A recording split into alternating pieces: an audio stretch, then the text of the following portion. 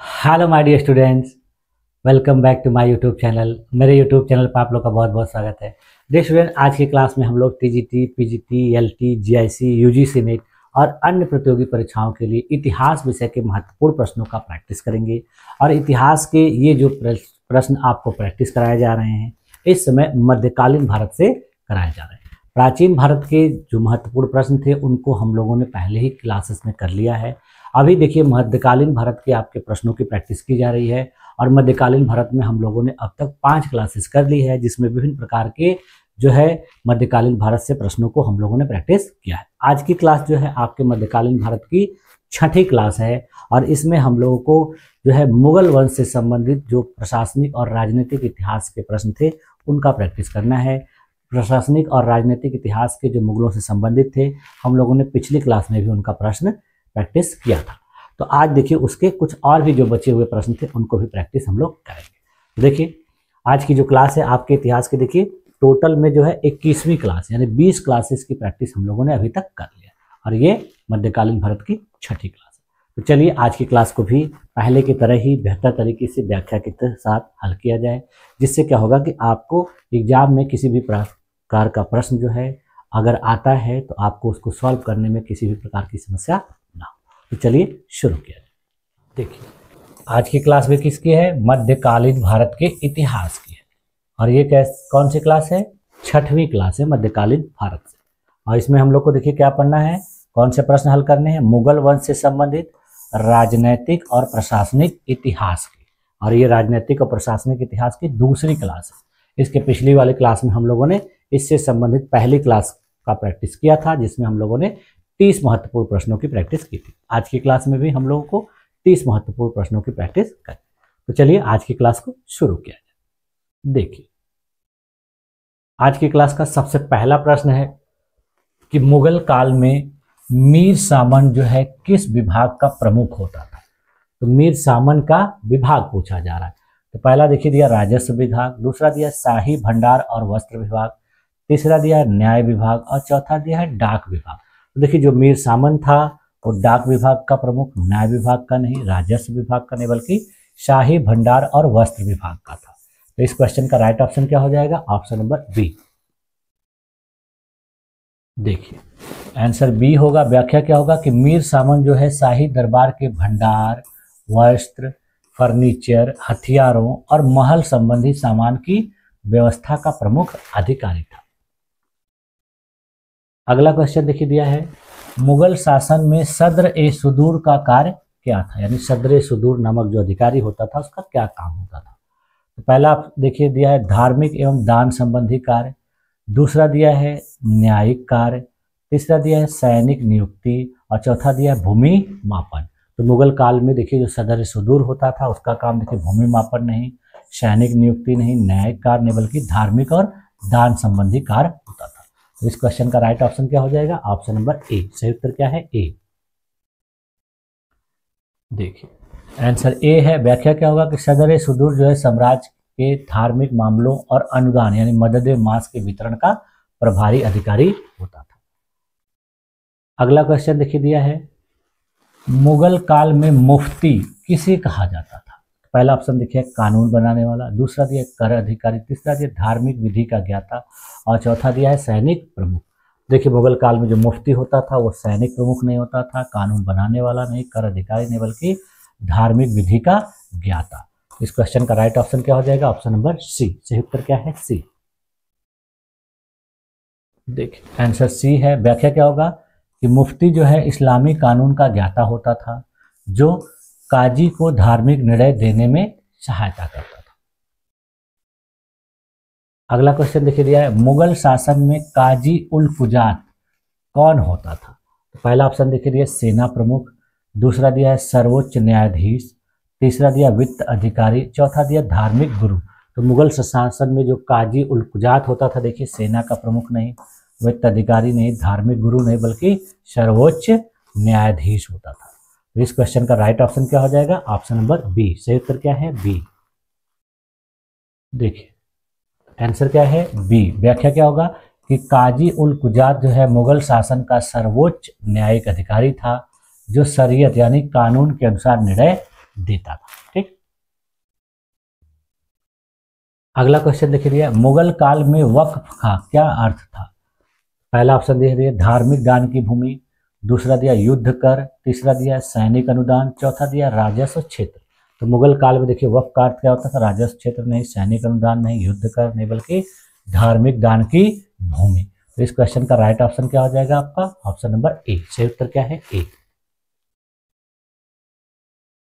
Answer A. व्याख्या क्या होगा कि वक्फ जो है उस भूमि या संपत्ति को कहा जाता था जो धार्मिक या परोपकारी कार्यों के लिए दान कर दी जाती थी। इसका नियंत्रण देखिए मुतवल्ली के पास रहता था। अगला क्वेश्चन देखिए दिया है, शाहजहां के शासन काल में दीवाने खास किस महल में स्थित था? देखिए पहला ऑप्शन दिया है आगरा का किला, दूसरा दिया दिल्ली का लाल किला, तीसरा दिया लाहौर का किला, चौथा दिया फतेहपुर सिकरी। तो शाहजहां के शासनकाल में जो दीवाने खास था देखिए फतेहपुर सिकरी नहीं, लाहौर के किले में नहीं, आगरा के किले में नहीं, बल्कि कहाँ पे था? दिल्ली के लाल किला में। इस क्वेश्चन का राइट ऑप्शन क्या हो जाएगा? Option number B. देखिए आंसर बी है। व्याख्या क्या होगा कि दिल्ली के लाल किले में स्थित जो दीवाने खास था ये वह स्थान था जहां शाहजहां विशेष दरबार लगाता था। यह प्रसिद्ध वाक्य यहाँ पर अंकित था कि अगर फिरदौस बर ए जमी अस्त हमी अस्तो हमी अस्तो हमी अस्तो। ठीक है, तो इस तरीके से यहाँ पर शब्द लिखा होता था। इसका अर्थ होता था कि अगर धरती पे कहीं स्वर्ग है तो यही है, यही है, यही है। ठीक, देखिए अगला क्वेश्चन लिखा है, मुगल गजेट किसके शासनकाल में आरंभ हुआ? यानी मुगलों के समय जो गजट यानी अखबारात जो है वो कब शुरू हुआ, किसके समय में? तो पहला ऑप्शन देखिए थे बाबर, दूसरा दिया अकबर, तीसरा दिया जहांगीर, चौथा दिया औरंगजेब। तो मुगल काल में मुगल गजेट या अखबारात जो शुरू हुआ वो देखिए बाबर के काल में नहीं, जहांगीर के काल में, औरंगजेब के काल में, बल्कि किसके काल में शुरू हुआ? अकबर के काल में। इस क्वेश्चन का राइट ऑप्शन क्या हो जाएगा? Option number B. देखिए आंसर बी। व्याख्या क्या होगा कि अकबर के शासनकाल में अखबारात नामक जो दैनिक राजकीय पत्र प्रणाली आरंभ हुई जिससे सम्राट को साम्राज्य के सभी क्षेत्रों की सूचना मिला करती थी। अगले का क्वेश्चन देखिए क्या लिखा है कि अकबर के शासनकाल में मुफ्ती और काजी की नियुक्ति कौन करता था? यानी मुफ्ती और काजी किसके द्वारा नियुक्त किए जाते थे? पहला ऑप्शन देखिए दीवान, दूसरा दिया सिपह सालार, तीसरा दिया सम्राट और चौथा दिया सदर ए सुदूर। तो अकबर के शासनकाल में जो मुफ्ती और काजी होते थे उनको नियुक्त कौन करता था? सदर ए सुदूर नहीं, सिपह सालार नहीं, दीवान नहीं, बल्कि खुद सम्राट के द्वारा नियुक्त किया जाता था। इस क्वेश्चन का राइट ऑप्शन क्या हो जाएगा? Option number C. देखिए आंसर सी है। व्याख्या क्या होगा कि अकबर जो है धार्मिक और न्यायिक अधिकारियों की नियुक्ति स्वयं करता था, यद्यपि सदर ए सुदूर की सिफारिश ली जाती, यानी सदर ए सुदूर से सिफारिश लेने के बाद ये इन अधिकारियों को नियुक्त करता था। अगला क्वेश्चन देखिए दिया, मुगल शासन में माल शब्द का क्या अर्थ था? यानी इस तरह का जो शब्द इस्तेमाल किया था इसका क्या मतलब होता था? तो पहला देखिए दिया राजस्व या कर, दूसरा दिया सैनिक वेतन, तीसरा दिया है साहिक उपहार, चौथा दिया धार्मिक अनुदान। तो मुगल शासन में जो माल शब्द होता था वो देखिए धार्मिक अनुदान के लिए नहीं, शाही उपहार के लिए, सैनिक वेतन के लिए, बल्कि राजस्व या कर के लिए होता था। इस क्वेश्चन का राइट ऑप्शन क्या हो जाएगा? Option number A. सही उत्तर क्या है? ए। देखिए आंसर क्या है? ए। व्याख्या क्या होगा कि माल शब्द का प्रयोग राजस्व या भूमि कर के लिए किया जाता था जो राज्य की प्रमुख आय का स्रोत हुआ करता था। अगला क्वेश्चन देखिए दिया है, मुगल साम्राज्य के पतन के प्रमुख कारणों में से क्या एक था? यानी मुगल साम्राज्य का पतन जो उसमें प्रमुख कारण क्या था? पहला देखिए व्यापारिक नीतियां, दूसरा दिया धार्मिक असहिष्णुता और निरंतर युद्ध, तीसरा दिया विदेशी आक्रमण और चौथा दिया शासन की संरचना। तो मुगलों का जो पतन हुआ था देखिए व्यापारिक नीतियों की वजह से नहीं, विदेशी आक्रमण, शासन संरचना नहीं, बल्कि धार्मिक रूप से असहिष्णुता और निरंतर युद्धों की वजह से। तो इस क्वेश्चन का देखिए राइट ऑप्शन क्या हो जाएगा आपका? Option number B. सही उत्तर क्या है? बी। देखिए आंसर बी। व्याख्या क्या होगा कि औरंगजेब की धार्मिक असहिष्णुता, दक्षिण में हुए लंबे युद्ध और साम्राज्य का अत्यधिक विस्तार जो था वो मुगल शासन के पतन का प्रमुख कारण था। इसके अन्य प्रमुख कारणों में देखिए क्या था कि औरंगजेब के बाद जो कमजोर और अक्षम शासक थे उनके बीच में आंतरिक विरोध होने लगा, जैसे मराठों का, सिखों का, आर्थिक संकट शुरू हो गया, विदेशी आक्रमण, नादिर शाह का आक्रमण जो था, इन सभी कारणों ने भी मुगलों के पतन में महत्वपूर्ण भूमिका निभाई। ठीक, अगला क्वेश्चन देखिए दिया है, अकबर के शासनकाल में दरोगाए दीवाने खास का क्या कार्य था? यानी दरोगाए दीवाने खास क्या काम करता था? तो पहला देखिए राजस्व व्यवस्था, दूसरा दिया दरबार की व्यवस्था, तीसरा दिया धार्मिक आयोजन और चौथा सैनिक प्रशिक्षण।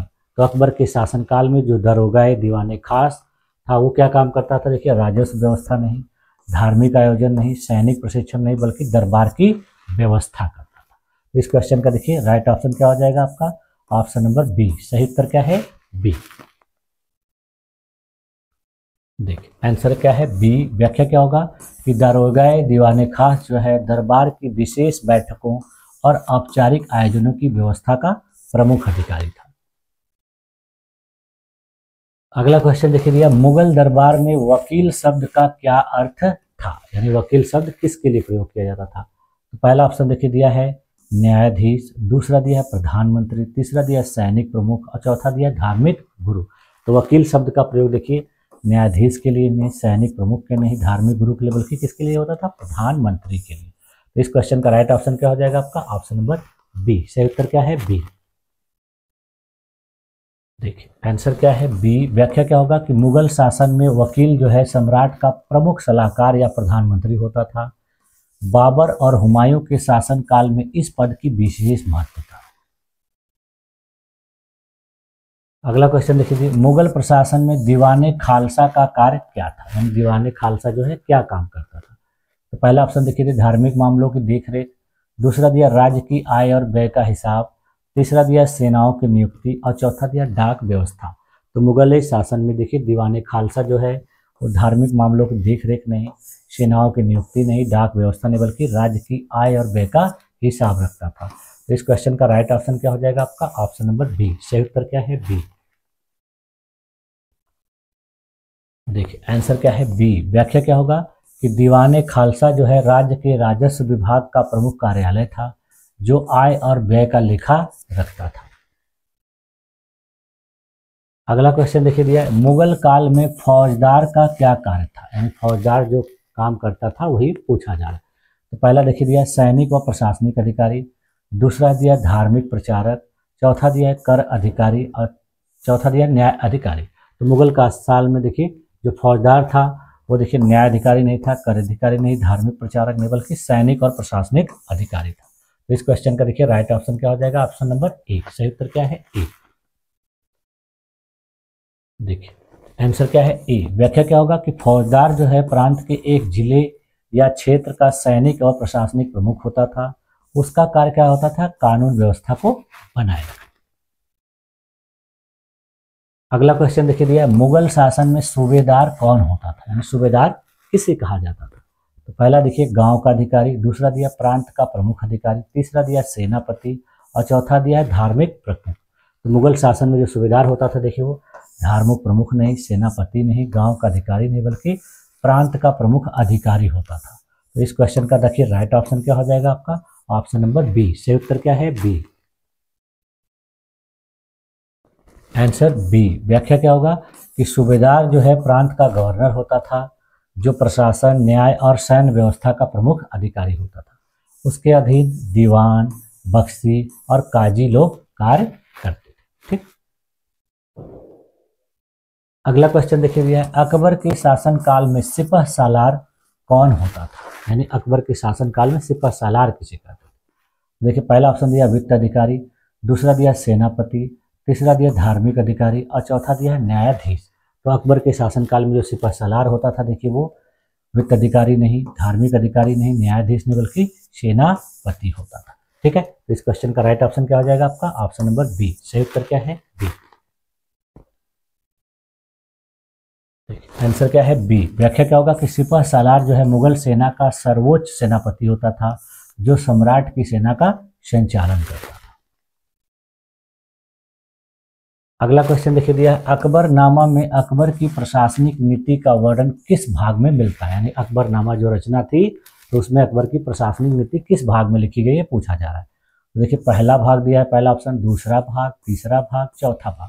तो अकबरनामा में जो अकबर की प्रशासनिक नीति थी, देखिए वो पहले भाग में नहीं, दूसरे भाग में नहीं, चौथे भाग में नहीं, बल्कि तीसरे भाग में वर्णित है।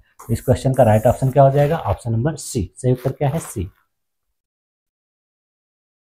देखिए आंसर सी है। व्याख्या क्या होगा कि अकबरनामा के तीसरे भाग को आईने अकबरी के नाम से जाना जाता है, जिसमें अकबर की प्रशासनिक नीतियों, प्रांत व्यवस्था, सेना और राजस्व प्रणाली का विस्तृत विवरण दिया गया है। अगला क्वेश्चन देखिए दिया है, मुगल साम्राज्य में सबसे पहले किसने आधुनिक डाक व्यवस्था प्रारंभ की? यानी आधुनिक रूप में जो डाक व्यवस्था शुरू की गई थी, किसने किया था मुगलों में? सबसे पहला देखिए बाबर, दूसरा दिया अकबर, तीसरा दिया जहांगीर, चौथा दिया शाहजहां। तो मुगल साम्राज्य में सबसे पहले जो डाक व्यवस्था शुरू की गई थी, देखिए शाहजहां के द्वारा नहीं, जहांगीर के द्वारा नहीं, बाबर के द्वारा नहीं, बल्कि अकबर के द्वारा। इस क्वेश्चन का राइट ऑप्शन क्या हो जाएगा? Option number B. सही उत्तर क्या है? बी। Answer B. व्याख्या क्या होगा कि अकबर ने साम्राज्य के भीतर सूचना प्रणाली के लिए डाक व्यवस्था शुरू की थी। घुड़सवार और धावक जो है नियमित रूप से संदेश पहुंचाया करते थे इस व्यवस्था के वजह से। अगला का क्वेश्चन देखिए दिया, मुगल काल में महताबी का संबंध किससे था? तो पहला ऑप्शन देखिए दिया भूमि मापन, दूसरा दिया है न्यायिक कार्य, तीसरा दिया है धार्मिक अनुदान और चौथा दिया सिक्के के निर्माण। तो मुगल काल में जो महताबी था वो देखिए सिक्के के निर्माण से नहीं, धार्मिक अनुदान से नहीं, न्यायिक कार्य से, बल्कि भूमि मापन से संबंधित था। तो इस क्वेश्चन का राइट ऑप्शन क्या हो जाएगा? Option number A. सही उत्तर क्या है? ए। देखिए आंसर ए है। व्याख्या क्या कि महताबी जो है भूमि मापन में प्रयुक्त एक इकाई हुआ करती थी। राजा टोडरमल ने भूमि मापन के लिए गज और महताब जैसी इकाइयों का प्रयोग किया। तो ये उसी प्रकार का ये महताबी इकाई था। ठीक। अगला क्वेश्चन देखिए, मुगल साम्राज्य में जमींदारी प्रथा का मुख्य कार्य क्या था? यानी जमींदारी प्रथा जो शुरू की गई थी उसका कार्य क्या था? पहला ऑप्शन देखिए सैनिक सेवा, दूसरा दिया कर संग्रह और स्थानीय शासन, तीसरा दिया न्यायिक कार्य और चौथा दिया धार्मिक देखरेख। तो मुगल साम्राज्य में जो जमींदारी प्रथा थी उसका मुख्य कार्य देखिए धार्मिक देखरेख नहीं, न्यायिक कार्य नहीं, सैनिक सेवा नहीं, बल्कि कर संग्रह और स्थानीय शासन हुआ करता था। तो इस क्वेश्चन का देखिए राइट ऑप्शन क्या हो जाएगा आपका? Option number B. सही उत्तर क्या है? बी। देखिए आंसर बी। व्याख्या क्या होगा कि जमींदार जो है मुगल प्रशासन में कर संग्रह करता और स्थानीय प्रशासन का अधिकारी होता था। वह किसानों से लगान वसूल करके राज्य को दिया करता था। ठीक। अगला क्वेश्चन देखिए दिया है, जहांगीर के शासनकाल में किस विद्वान ने जहांगीरनामा की रचना की? यानी जहांगीर के शासनकाल में जो जहांगीरनामा रचना थी वो कब लिखी गई, किसके द्वारा? तो पहला ऑप्शन देखिए दिया अबुल फजल, दूसरा दिया जहांगीर स्वयं, तीसरा दिया बदायूनी, चौथा दिया नूरजहां। जहांगीरनामा देखिए अबुल फजल के द्वारा नहीं लिखी गई, बदायूनी के द्वारा नहीं, नूरजहां के द्वारा नहीं, बल्कि जहांगीर के द्वारा स्वयं लिखी गई। बाद में हालांकि इसने उस रचना को पूरा नहीं किया, तो उसके बाकी कुछ और भी जो दरबार के लेखक थे उन्होंने इसको पूर्ण किया। तो राइट आंसर क्या हो जाएगा? Option number B. देखिए सही आंसर क्या है? बी। व्याख्या क्या होगा कि जहांगीरनामा स्वयं सम्राट जहांगीर के द्वारा लिखी गई आत्मकथात्मक ग्रंथ है, जिसमें उसके शासन, न्याय और कला प्रेम का वर्णन मिलता है। अगला क्वेश्चन देखिए दिया है, शाहजहां के समय में राजधानी कहां पर स्थानांतरित की गई थी? पहला ऑप्शन देखिए दिया आगरा, दूसरा दिया दिल्ली, तीसरा दिया लाहौर, चौथा दिया फतेहपुर सीकरी। तो शाहजहां के समय में जो राजधानी स्थानांतरित की गई थी, देखिए फतेहपुर सीकरी नहीं, लाहौर नहीं, आगरा नहीं, बल्कि कहां पर? दिल्ली में। तो इस क्वेश्चन का राइट ऑप्शन क्या हो जाएगा? Option number B. सही उत्तर क्या है? बी। Answer B. व्याख्या क्या होगा कि शाहजहां ने 1648 ईस्वी में राजधानी आगरा से दिल्ली स्थानांतरित करके नई नगरी शाहजहानाबाद बसाया था, और इसी शाहजहानाबाद में उसने लाल किला और जामा मस्जिद बनवाए थे। ठीक।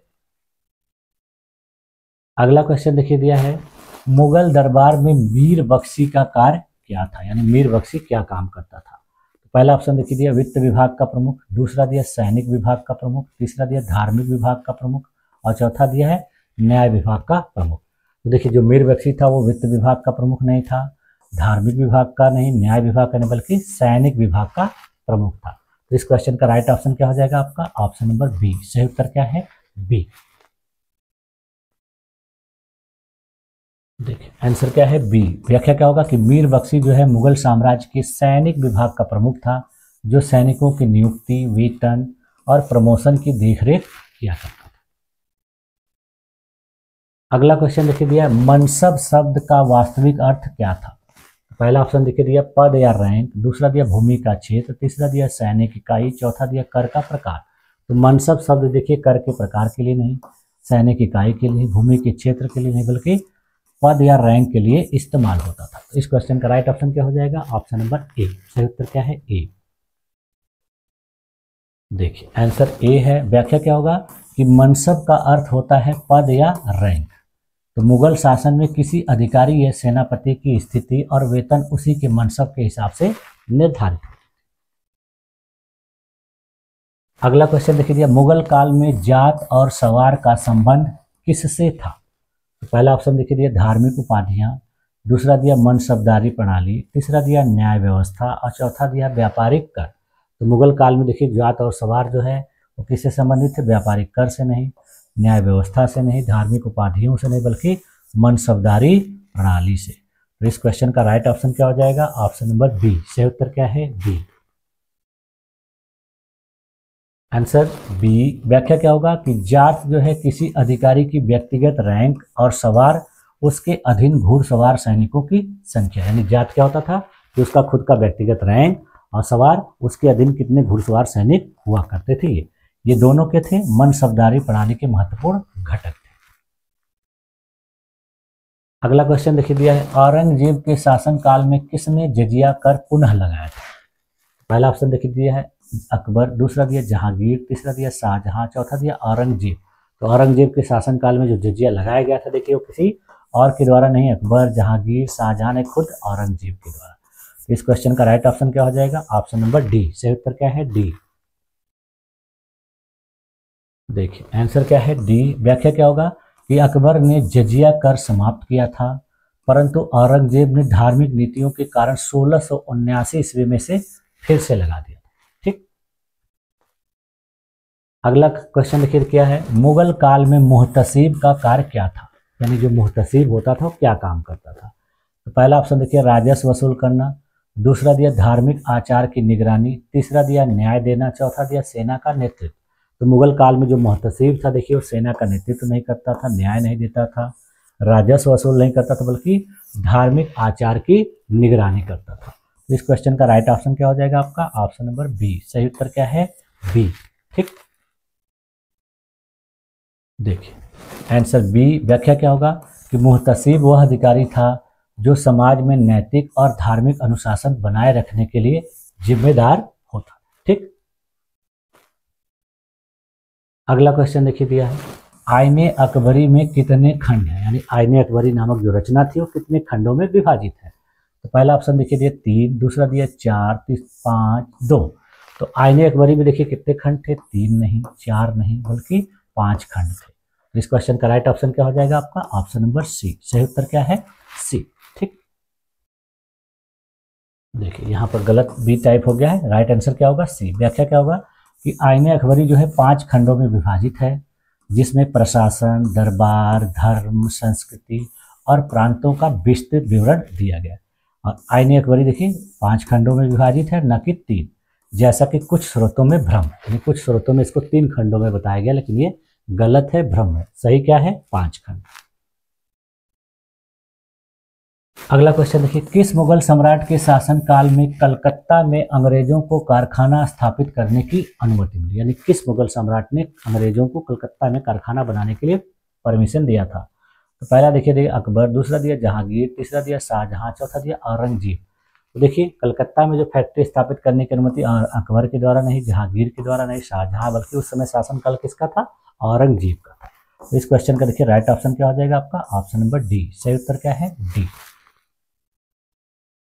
देखिए आंसर डी। व्याख्या क्या होगा कि औरंगजेब के समय 1690 ईस्वी में अंग्रेज व्यापारी जॉब चारनाक को कलकत्ता में व्यापारिक कारखाना स्थापित करने की अनुमति दी गई। अगला क्वेश्चन देखिए, औरंगजेब की मृत्यु के बाद मुगल साम्राज्य का विघटन किन कारणों से हुआ। यानी मुगल का जो विघटन हुआ था औरंगजेब के बाद किस वजह से हुआ, तो ये पूछा जा रहा है। और ये देखिए आज की क्लास का लास्ट प्रश्न है। इसके बाद हम लोग बाकी के प्रश्नों को अगली क्लास में देखेंगे। देखिए, तो इसमें ऑप्शन क्या दिया, धार्मिक असहिष्णुता, दूसरा निरंतर युद्ध, तीसरा उत्तराधिकार का संघर्ष और चौथा दिया उपरोक्त सभी।